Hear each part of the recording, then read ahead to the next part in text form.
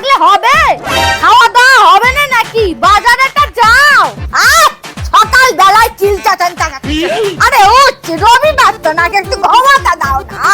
তাহলে তোমার মতন আমরাও রবিবার শুয়ে থাকি, খেতে হবে না? উড়িবে তো কাই তো।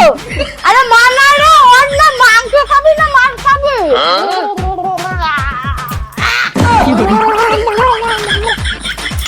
রবিবারটা একটু সঙ্গে খবরে পেপার পড়বো, সে উপায় নেই। শুধু বাজারে যাও আর বাজারে।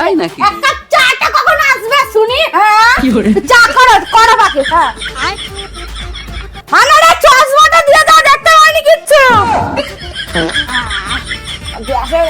যাচ্ছি যাচ্ছি বাজারে যাচ্ছি। ও বলে মানা মাছ খাবি না মাংস খাবি? বাবা মানা তুই বলে তো ঘুম থেকে উঠতে পারে। মানা বল কি খাবি, মাছ না মাংস? মাটন খাবো বাবা।